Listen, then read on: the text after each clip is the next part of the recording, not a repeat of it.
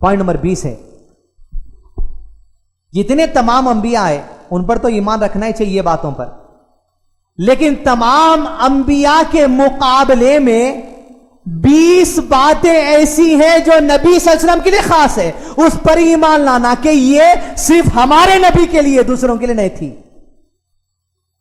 उलमा इकराम ने कई बातें बयान की, 20 बातें हैं जो पहले के अंबिया को नहीं, सिर्फ हमारे नबी में बात थी, ये रसूलुल्लाह सल्लल्लाहु अलैहि वसल्लम की रिसालत पे इकरार मुकम्मल होता। पहली बात, अल्लाह ताला ने तमाम पैगंबरों से नबी सल्लल्लाहु अलैहि वसल्लम पर ईमान लाने और आपकी ताईद व हिमायत करने का अहद कर लिया था। ईमान रखना आदम अलैहिस्सलाम से लेकर नबी सल्लल्लाहु अलैहि वसल्लम से पहले तक जितने अंबिया आए, सबके सबसे अल्लाह सुब्हानहू व तआला ने नबी सल्लल्लाहु अलैहि वसल्लम की रिसालत पे अहद ले लिया था, सबसे इकरार ले लिया था कि आखिरी नबी मोहम्मद है, इकरार करो। सबने इकरार किया था। कैसे? मेराज के मौके पर जब पहुंचे, अल्लाह के नबी सल्लल्लाहु अलैहि वसल्लम से पहले आसमान पे आदम अलैहिस्सलाम मिले, सलाम अलैक हुई, मरहबा कहा। आदम अलैहिस्सलाम ने नबी सल्लम की नबूवत का उस वक्त इकरार किया कि आप नबी हैं, मैं मानता हूं, आखिरी नबी है, मैं मानता हूं। फिर पहुंचे इदरीस अलैहिस्सलाम, उन्होंने भी नबूवत का इकरार किया। फिर मिले हारून अलैहिस्सलाम, उन्होंने भी नबूवत का इकरार किया। मिले इब्राहिम अलैहिस्सलाम, जितने अंबिया मिले सबने रसूलुल्लाह सल्लल्लाहु अलैहि वसल्लम नबूवत का इकरार किया। और बैतुल मुक़द्दस के पास मेराज के सफर के बाद या मेराज के सफर से पहले नबी सल्लल्लाहु अलैहि वसल्लम ने तमाम अंबिया की इमामत की। उस वक्त तमाम अंबिया का क्या ईमान नहीं था कि हम आखिरी नबी के पीछे नमाज पढ़ रहे हैं। तमाम अंबिया ने इकरार किया कि वह आखिरी नबी के पीछे नमाज पढ़ रहे हैं। यह नबी सल्लल्लाहु अलैहि वसल्लम की खुसूसियत है। दूसरी, अहले किताब यहूद और ईसाई के बाद तौरात और इंजील जितने किताबें नाजिल की गई, उन तमाम किताबों में अल्लाह के नबी सल्लम की आमद का तस्करा अल्लाह ताला ने कर दिया था। यह भी ईमान रखना, तो नबी सल्लम पे ईमान कामिल होता। और यह खासियत है नबी सल्लम की जो दीगर पैगंबरों को शायद नहीं थी। तीसरी बात, नबी सल्लल्लाहु अलैहि वसल्लम की शरीक हयात, आपकी बीवियां सारी उम्मत की माएं हैं, यह भी ईमान रखना, तो नबी पर ईमान, नबी सल्लम पर ईमान मुकम्मल होता। चौथी बात, नबी मोहम्मद सल्लल्लाहु अलैहि वसल्लम की इताअत हकीकत में अल्लाह की इताअत समझना, जिसके बारे में अल्लाह ताला ने फरमाते औज़ु बिल्लाहि मिनश शैतानिर रजीम, मैं युतिअ रसूल फ़क़द अता अल्लाह, जिसने रसूलुल्लाह सल्लल्लाहु अलैहि वसल्लम की इताअत की, फ़क़द हकीकत में अता अल्लाह, उसने अल्लाह की इताअत की। मतलब नबी सल्लल्लाहु अलैहि वसल्लम जो कुछ कहते थे अल्लाह की तरफ से ही कहते थे, ये ईमान रखना मतलब है इससे। पांचवी बात, नबी सल्लल्लाहु अलैहि वसल्लम को अल्लाह सुब्हानहू व तआला ने रहमतल लिल आलमीन बनाया, जो इससे पहले किसी नबी को नहीं दिया गया था।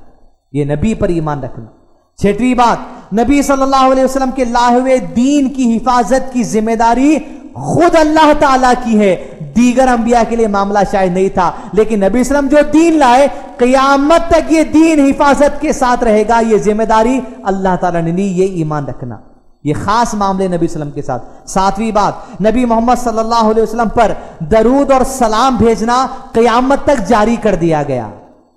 ये खास बात है। क़यामत तक जितने मुसलमान आएंगे नबी सल्लल्लाहु अलैहि वसल्लम के लिए लाजिम कर दिया गया, जब कभी अशहदु अन्ना मुहम्मद रसूलुल्लाह सुने सल्लल्लाहु अलैहि वसल्लम अपनी जबान से कहना, क़यामत तक ये सिलसिला दरूद का जारी रहेगा। ये नबी सल्लम के लिए मामला खास है, किसी दूसरे नबी के लिए अलैहिस्सलाम इस्तेमाल करते, लेकिन नबी सल्लम के लिए खास मामला है। आठवीं बात, नबी मोहम्मद सल्लल्लाहु अलैहि वसल्लम को मेराज के मौके पर आसमानों की सैर करवाई गई थी। यह मामला नबी सल्लम के साथ खास है। नौवीं बात, नबी मोहम्मद सल्लल्लाहु अलैहि वसल्लम को अल्लाह ताला ने अजीम मौजिज़ात अता किए, ऐसे मिराकल्स, ऐसे मौजिज़ात दिए जो शायद दीगर अंबिया में से कईयों को नहीं दिए गए। नबी सल्लम के लिए भी खास मामले ये हैं। 11वीं बात, नबी मोहम्मद सल्लल्लाहु अलैहि वसल्लम के साथ जो हमजादा था, जब भी कोई इंसान पैदा होता साथ में एक हमजादा पैदा होता, यानी जिन, जो असल में शैतान है, जो आपके साथ लगे हुआ रहता, भटकाने वाला। हर अम्मे से हर किसी के साथ वो हमजादा है, यानी जब इंसान पैदा होता एक हमजादा पैदा होता, ये इंसान को बहकाते रहता। लेकिन नबी सल्लल्लाहु अलैहि वसल्लम के साथ जो हमजादा आया था, इस बात पर ईमान रखना कि अल्लाह के नबी सल्लल्लाहु अलैहि वसल्लम ने कहा कि अल्लाह सुब्हानहू व तआला ने वो हमजादे को, वो शैतान को, वो जिन को اللہ کے نبی وسلم کے تابع کر دیا، وہ کبھی بھی نبی وسلم کو غلط بات نہیں کہتا تھا، ہمیشہ اچھائی کی جیسے بات کہتا تھا. وہ تابع کر دیا، کبھی گمراہی کی بات نبی وسلم کو نہیں کہتا تھا، کبھی نہیں ستاتا تھا، کبھی جو سو گمراہی والی بات نہیں کہتا تھا. وہ حمزادہ جو نبی وسلم کے ساتھ آیا تھا، ساتھ تھا. 12ویں بات، نبی محمد صلی اللہ علیہ وسلم کو بیت المقدس پر تمام انبیاء کی امامت کا شرف حاصل ہوا، جو کسی انبیاء نبی کو نہیں دیا گیا. یہ خاص معاملہ ہے.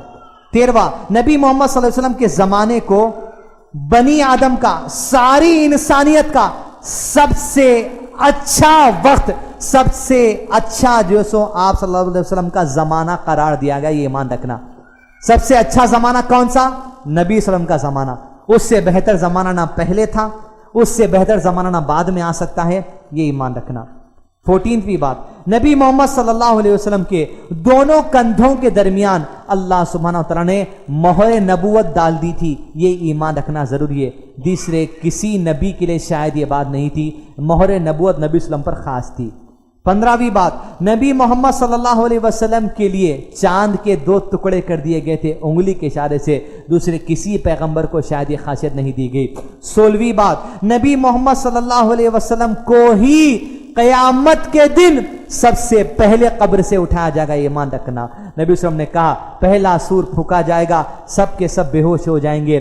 دوسرا سور پھونکا جائے گا نے سے پہلے آسمان سے اللہ تعالیٰ اوس کے بوند کی طرح جو سو بوند ٹپکائیں گے. جیسے لوگوں کے جسم پر وہ بوند گریں گے، لوگ اٹھ کھڑے ہو جائیں گے. اس کے بعد دوسرا سور پھونکا جائے گا تو سب سے پہلے نبی صلی اللہ علیہ وسلم نے کہا مجھے میری قبر سے نکالا جائے گا، اور جیسے میں قبر سے نکلوں میں دیکھوں گا کہ موسیٰ علیہ السلام اللہ کے عرش کا پایا پکڑے ہوئے ہیں. میں نہیں جانتا کہ موسیٰ ان میں سے جو مجھ سے پہلے اٹھائے گئے یا وہ ہے جن کو اللہ نے موت نہیں دی، پتا نہیں، لیکن سب سے پہلے نبی صلی اللہ علیہ وسلم کو قبر سے اٹھایا جائے گا. یہ ایمان رکھنا.